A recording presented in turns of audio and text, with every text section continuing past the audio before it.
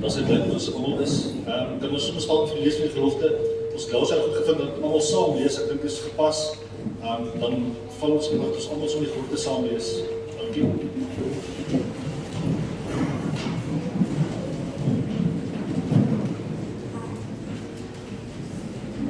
Ja, die mense die weet is voorop die gelofte. Hier staan ons voor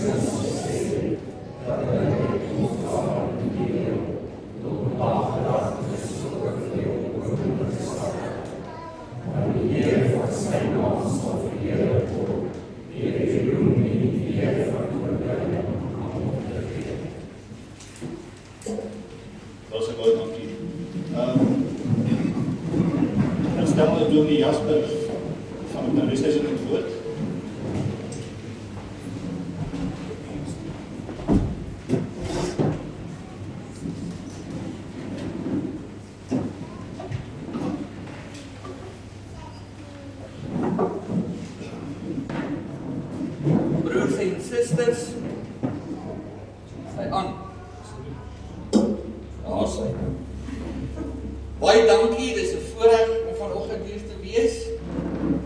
En dan lyk dit vir my die feeskomitee van Rodora het dan 'n graad aan my toegeken. Ek sien ek het dokter geword intussen tyd. Baie dankie daarvoor. Die van julle wat nie weet nie, die voorsitter Gert verjaar vandag. So Gert was baie slim om hier almal nou te reël vir sy partytjie. Ons is dankbaar jy is elkeen hier veilig gereis en dat ons ook 'n baie goeie fees gaan beleef. Geliefdes, kom ons sing die eerste lied, Gesang 168. Dit is afgedruk daar op die blaadjie. Ons sing al twee die strofes en dan bly jy staan vir die foto met die seëngroet en dan direk daarna sing ons Gesang 188, al drie die strofes en dan kan jy weer die plekke inneem.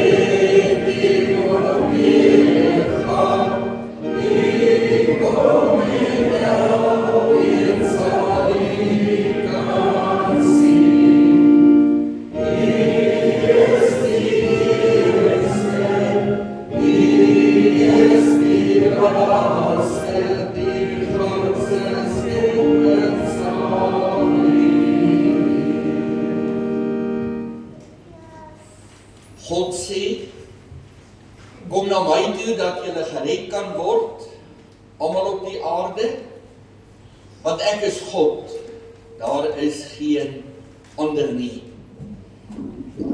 Geliefdes, genade, barmhartigheid en vrede en oorvloed van God ons Vader, van Jesus Christus die Here en van die Heilige Gees. Amen.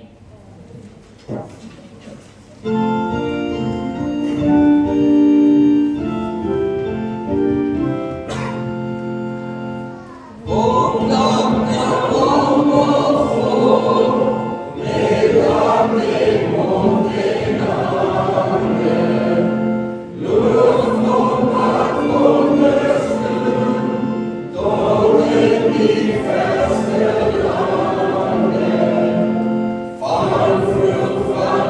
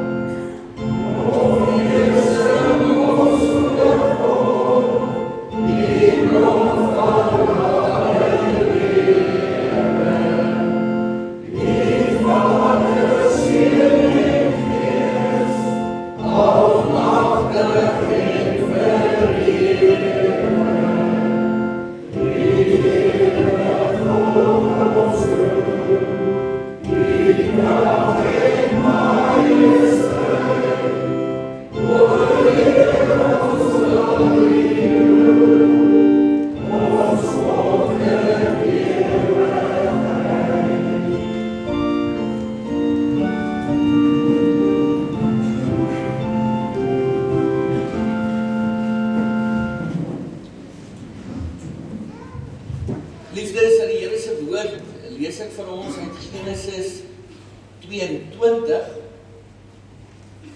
Die opskrif hier is, Abraham moet vir Isak gaan offer.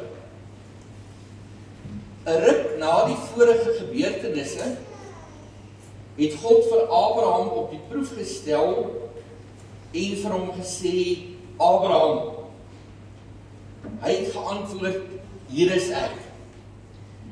God het vir hom gesê, vat jou seun, jou enigste, Isak, wat jy lief het, en ga na die landstreek Moria toe, en offer jou seun as brandoffer daar, op een van die berge wat ek vir jou sal aanwys. Vroeg die volgende môre het Abraham 'n donkie opgesaal en hout gekap vir die brandoffer.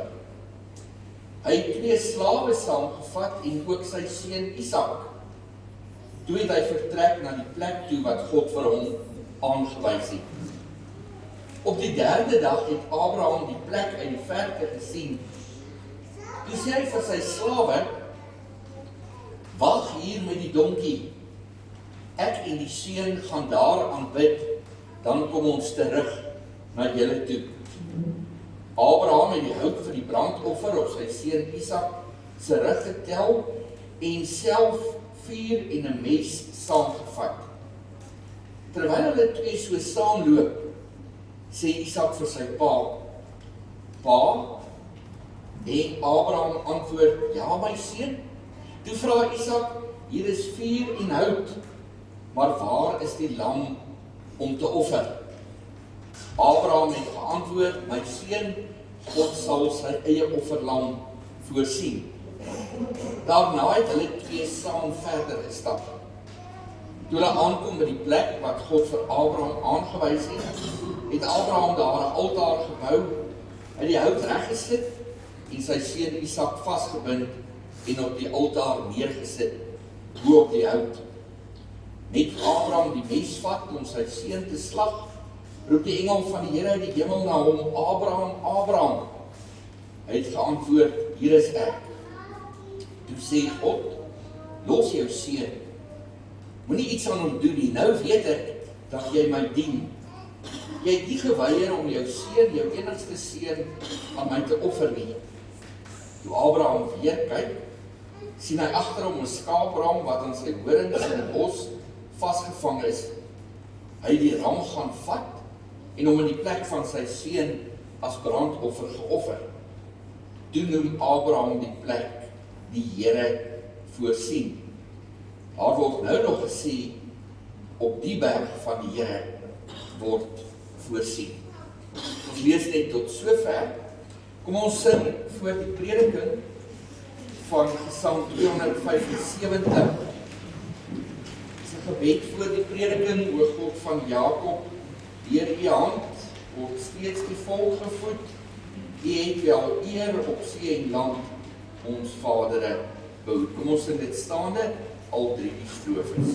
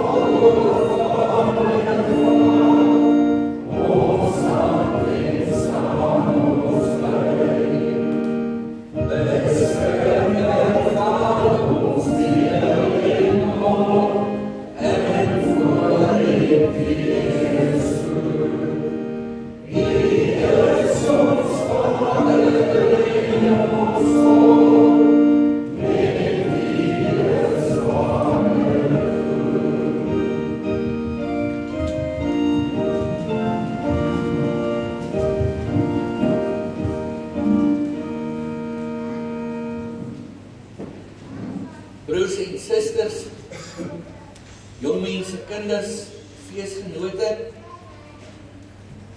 Ons het 'n baie bekende gedeelte vanoggend uit die Ou Testament gelees. En in die begin staan daar, God het vir Abraham op die proef gestel en vir hom gesê, Abraham, Abraham. En ons lees, hy het geantwoord, hier is ek. Hier is ek. En dit is oor hierdie, hier is ek, dat ek vanoggend in die prediking 'n bietjie wil handel. Abraham het nie vir die Here gesê, Here, nee, ek sien nie kans nie. Here, ek wil daar net eers 'n bietjie gaan oordink wat U gaan van my vra. Abraham het nie soos ons kinders gemaak, as jy hulle mos roep en sê, kom hier, dan sê hulle, ek wil net eers gou dit, of ek wil net eers gou dat. Nee, Abraham het onmiddellik geantwoord, hier is ek. En dan gee die Here aan hom hierdie opdrag, gaan offer jou seun Isak, wat jy baie lief het. En nou moet ons onthou, Abraham en Isak was al ou mense, toe hierdie kind vir hulle gebore is. En dan lees ons die môre vroeg, het Abraham vertrek.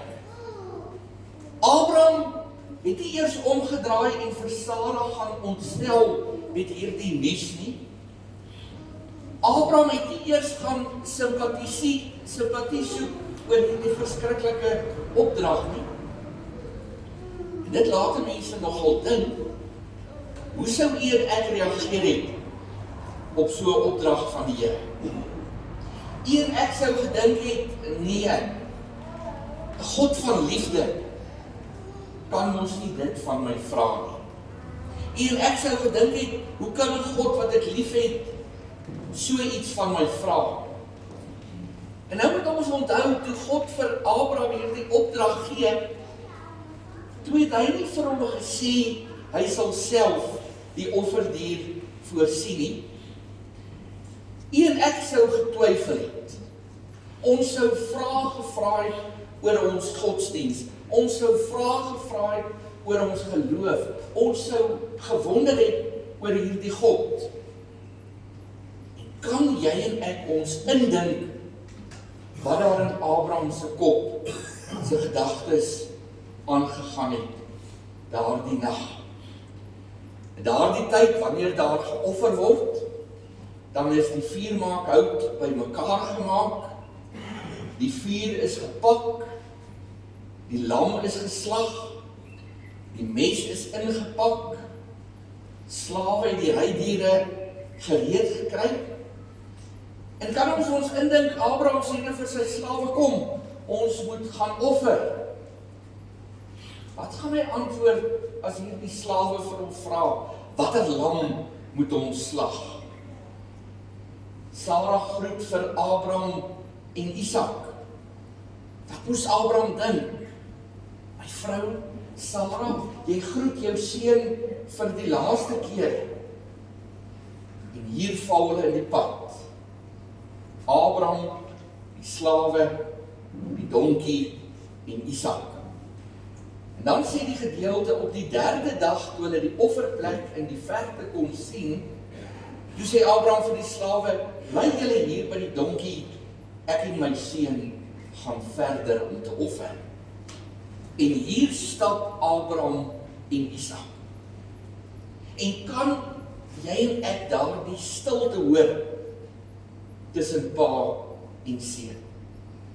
En dan vra Isak, hier is die vuur en die hout, maar waar is die offerlam? En Abraham antwoord, my seun, God sal sy eie offerlam voorsien. Broers en susters, hoe sterk moes Abraham se geloof gewees het? Hy het sy seun vasgebind, met die mes in sy hand gereed gestaan, om sy eie kind te vermoor, omdat dit die opdrag was wat die Here vir hom gegee het. toe hy sy seun se keel wou afsny, toe roep daar 'n stem na hom, moenie jou kind se lewe neem nie, kyk daar staan 'n skaapram om te offer.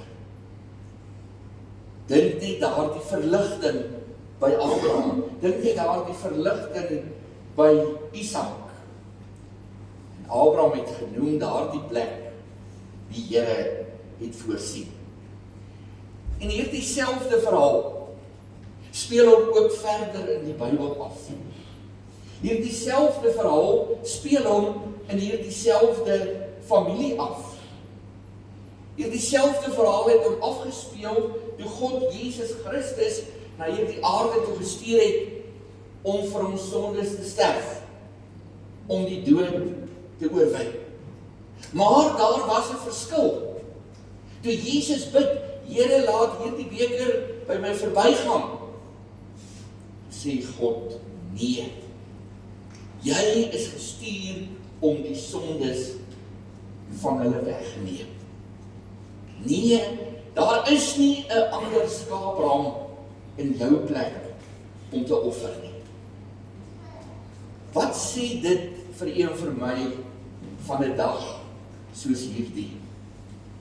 Geliefdes, ons staan hier voor die almagtige God van hemel en aarde om 'n gelofte wat deur ons voorvaders gemaak is, te betaal.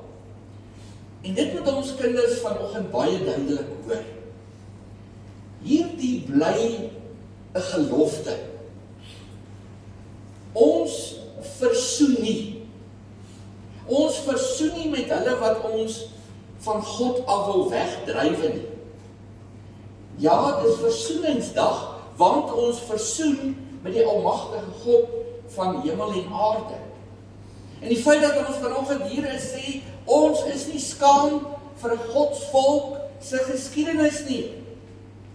Dit wat by Bloedrivier daardie nag gebeur het, was 'n wonderwerk.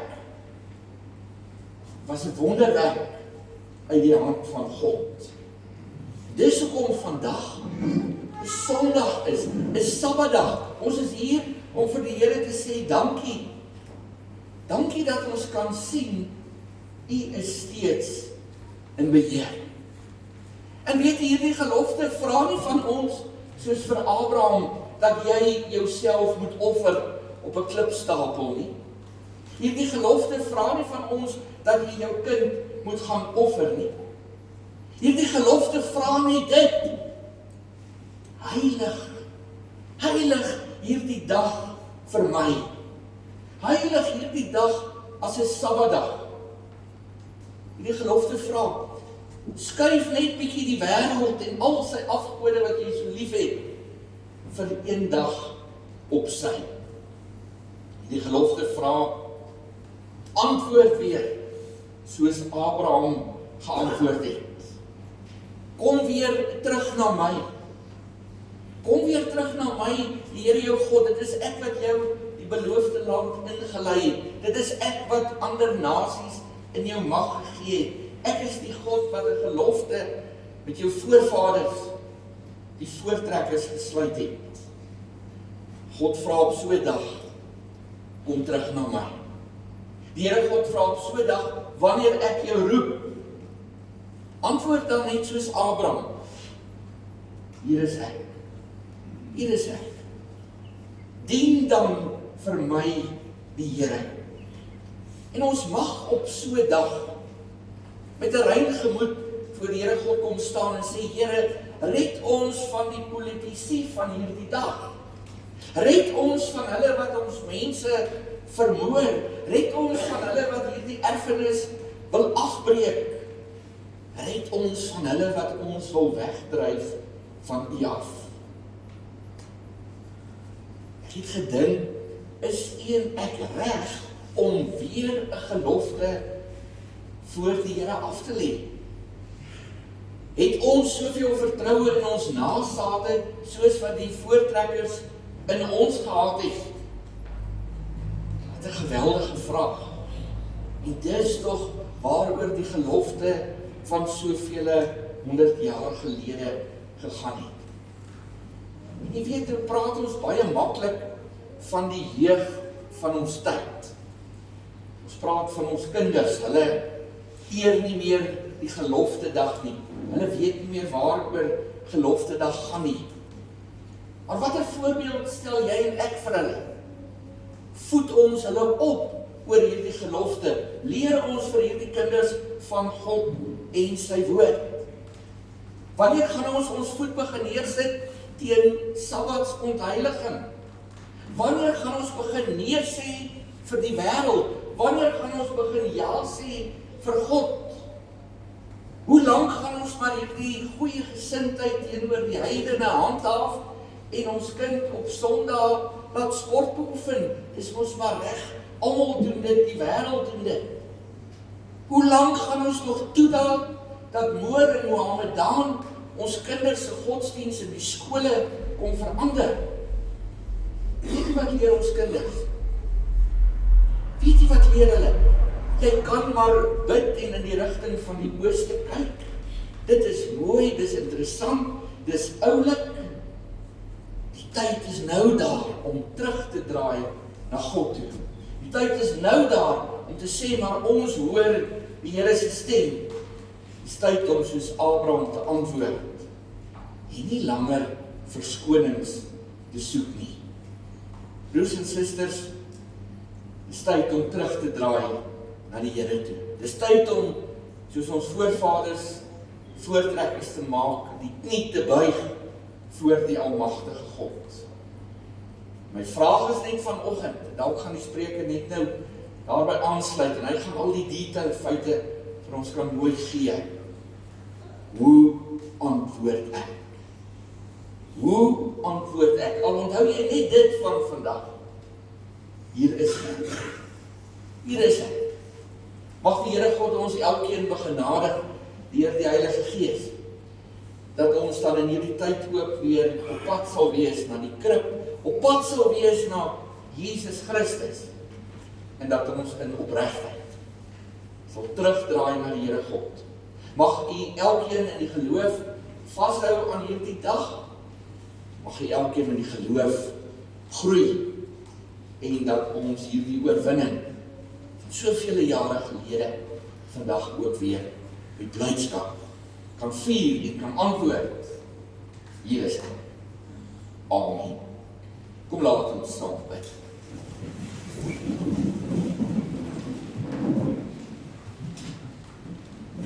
Almagtige, ewige God en Vader, Here, ons kom staan in diepe eerbied, afhanklikheid en nederigheid voor u. Ons roep u naam aan. U naam is die enigste naam in die hemel en op die aarde wat vir ons redding gebring het. O Vader, en dit is ons gebed vandag, in 'n land van onrus en onveiligheid en onheiligheid, wil u ons weer laat terugkeer na u toe. Wil gee, Here, dat ons u weer die eerste plek in ons lewens sal laat inneem. Wil ons bewaar, wil vir ons troos en wil vir ons hoop gee. Ons dink ook op hierdie dag, Here, aan diegene wat die afgelope jaar gesterf het. Diegene wat in hierdie jaar koelbloedig vermoor is, omdat 'n volk uitgewis word, omdat ons van die aarde gevee wil word. En tog, Here, het ons in u woord soveel beloftes wat vir ons sê, u sal ons nie nou nie, en u sal ons nooit nie los nie. Ons is u eiendom, ons is u volk, wat aan u behoort. Gee dat ons hierdie woord met ons ter harte sal neem, dat ons dit sal gaan uitleef, en ons eie sal maak, en ook sal antwoord. Hier is ek. Amen. Dus kom ons sit dan, ten slotte, Psalm 4:8, So ook 'n pragtige lied wat jy goed ken, helder skyn die lig vir die nasies, 'n vreugdeglans om die mense te verlig. Kom ons sing al 3 die strofes, dan bly jy staan vir die uitspreek van die seën.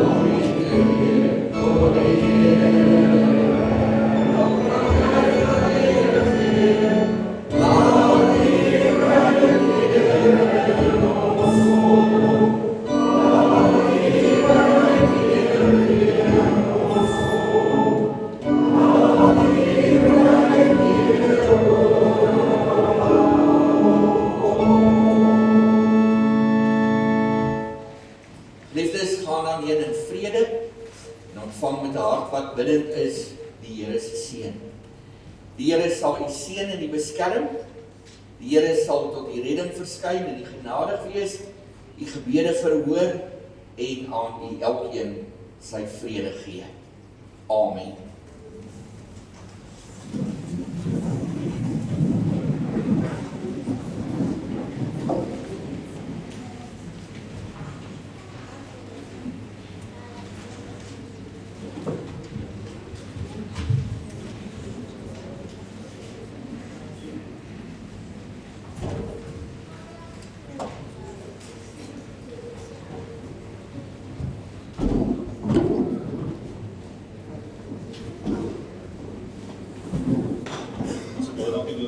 Stel de omgeving de kerk in het woord.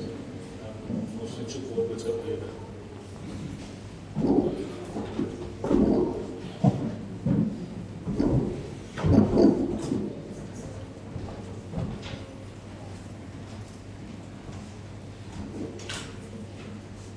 Zijn goeiemorgen volksgenoten. Gert, ek moet jou reg help, is nie so voort nie. Dis my voorreg om vanmôre hier in my agterplaas as 'n kind wat in Randfontein groot geword het om 'n feesboodskap met julle te deel. En dan net so iets voor ek begin met my toespraak. As daar raakpunte is deur wat ek sê en wat die dominee gesê het, dan ek en die dominee nie voorheen met mekaar gepraat nie, ons ken nie mekaar nie, dat hy ook die hand van die Here daarin sal raak sien. Ek kom agter as ek met mede-volksgenote praat, dat bitter min van hulle eintlik die geskiedenis ken.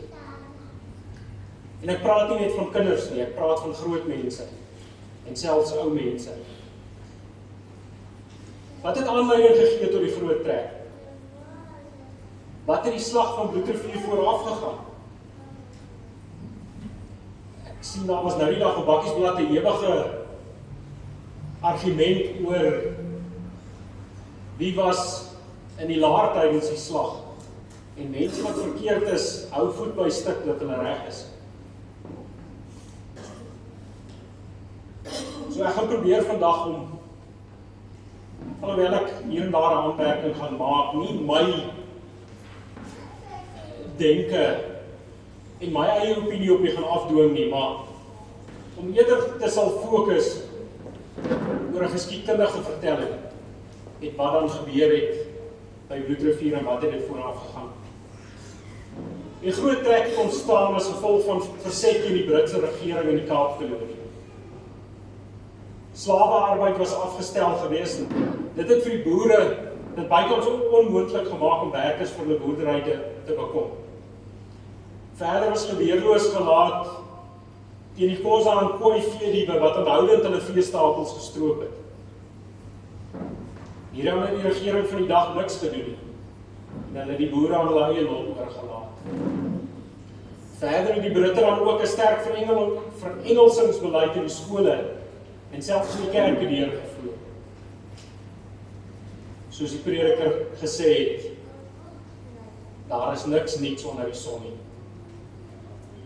Vandag herhaal hierdie gebeure hulle self weer eens. Dink aan die huidige arbeidswetgewing, swart ekonomiese bemagtiging, rasstellende aksie, want daar's niks wat reggestel word daar nie. Plaasmoorde, die volksmoord wat gepleeg word, en gronddiefstal wat gewettig word. Hoeveel Afrikaanse skole het al verengels? Kyk maar oor die pad, nie net verengels nie. In staatskole word ons God gelykgestel aan voorvadergeeste, aan Boeddha, aan heilige koeie en dollosgooiers. Maar steeds skryf ons kinders in hierdie skole. Dit terwyl daar Christelike volkseie skole bestaan. Soms maak selfs kerke vreemde teologiese uitsprake. Die boere het amper breekpunt bereik met die 6de grensoorlog. Ons mag nou nie meer sê dat die geskiedenisboeke gesê het wat se oorlog dit eintlik was nie. 40 boere is vermoor. 416 plaashuise is afgebrand. 5700 perde. 115.000 beeste. 162.000 skape is deur die Khozas gebyt. As ek so vinnig sommetjies gemaak het met die prys van kommersiële diere deesdae, is die skade in die omgewing van 1,6 miljard rand. Om sake verder te versleg het die Britse minister van kolonies al die skuld hiervoor op die boere gepak. In April 1836 verklaar een boer dat hy in sy eie en sy vader se leeftyd al 5 keer rottend kaal besteel is deur die Khozas. Al hierdie wandade van die Engelse, die Khoi en die Khozas het 'n republikeinse strewe na 'n eie vrye of onafhanklike staat laat ontstaan. Dit het die mense aangespoor om hand in die mou uit te steek en dit 'n werklikheid te laat word. 'n Beter en veiliger vaderland was in vooruitsig. Volgens die TLI se statistieke wat op 1 Augustus hierdie jaar bekend gestel is, was daar 2616 plaasaanvalle tussen 2010 en 2019. Sedert 1990 was daar al 2022 boere vermoor en 5148 plaasaanvalle. Hoeveel volksgenote is nie verder in ons dorpe en stede vermoor nie? Wingerde word afgebrand. Diere word daagliks gesteel. Hier waar ons woon, 'n skaapdiefstal bykans 'n weeklikse gebeurtenis. Beeste se haakskeenings word afgekap en net die boude en laaie word weggedra. Maar vir alles wat verkeerd loop oor die land word apartheid en die blankes blameer. Wanneer gaan dit vir ons genoeg wees? Wanneer gaan ons hand in die mou steek om volksvryheid 'n werklikheid te maak? Ons hoor byna daagliks die opmerking by volksgenote, ag as die boere maar net wil saamstaan. Ook hierdie is niks niets nie. Selfs in die tyd van die voortrekkers was daar verskillende groepe. In 1836 trek Ludwig na die verre Noord-Transvaal. Noord van die Vaalrivier sluit die trek van Hans van Rensburg by aan. Hierdie van Rensburg trek word dan ook naby die Limpopo rivier totaal uitgemoor deur dit Tsonga-stam. In 1837 is daar die groepe van Hendrik Potgieter, Gerard Marits, Piet Retief en Piet Uys wat uit die Kaap uitgetrek het. In 1836 besluit 'n klomp burgers, veral die aan die oosgrens van die Kaapkolonie, dat hulle waans gaan pak en die binneland gaan intrek. Redes vir die trek was onder andere die onderdrukking van Hollandse taalregte, die grensoorlog teen die Khoisas, die wyse waarop slawe vrygelaat is en die uitbetaling van die slawe wat nie volgens belofte geloop het nie. En dan ook die slagtersnek-rebellie. Die burgers het dit onuithoudbaar onder die Engelse heer gevind. Elke trekker het sy taak vol selfvertroue aangepak en met gelowige opsien tot die Here, wat die lotgevalle van volke en nasies bepaal, die tog aangepak. Elkeen was vasbesloot om vir sy nageslag as erfenis 'n vry land na te laat. En hulle was bereid om die grootste offers daarvoor te bring. In 1837 was daar reeds 'n deel van die Vrystaat in die trekkers se besit gewees, met Hendrik Potgieter aan die hoof hier. Hierdie grond was nie gesteel nie. Hierdie grond was gekoop of geruil van swart stamme in die omgewing. Daar was dan ook met hierdie stamme verdrae van vrede en vriendskap gesluit. Die trekkers het probeer om botsings met die swart stamme te vermy. Die trekkers het dan ook die Christelike beginsel gehandhaaf dat jy nie die grenspale van 'n ander mag verskuif nie. Piet Retief het selfs aan sy kommandant opdrag gegee om te sorg dat die patrollies nie onskuldige bloed vergiet nie. In Retief se manifest van 22 Januarie 1837 word die redes vir die trek as volg uiteengesit en hy verklaar: ons sal geen volk molesteer nie. Word ons aangeval, sal ons ten volle geregverdig beskou om ons tot die uiterste teen hierdie vyand te verdedig. En wanneer ons in die land aankom wat ons gaan bewoon, sal ons voornemens aan die inwooners saam bekend maak, as ook die begeerte om in vrede en vriendskap saam met hulle te leef. 5 Oktober met 15 man is Retief oor die Drakensberge. En so ver as wat hulle gery het, het hulle die land leeg en verlate aangetref. Dis nou natuurlik nadat die Zulus met die Mefakane al die ander stamme om hulle uitgewis het. Op 19 Oktober het hulle in Port Natal aangekom, vir die kinders wat nie weet nie, dis die huidige Durban. En van Port Natal af het Retief vir Dingane 'n brief gestuur om 'n onderhoud aan te vra met hom. Ook hierin is genoem dat die trekkers graag die onbewoonde landstreek wat in die Zulu gebied grens wil kom bewoon. En dat die trekkers se enigste wens is om altyd in vrede en goeie verstandhouding met die Zulu volk saam te leef. In die baai van Port Natal het daar ongeveer 50 Engelse gewoon. Die meeste van hulle het saam met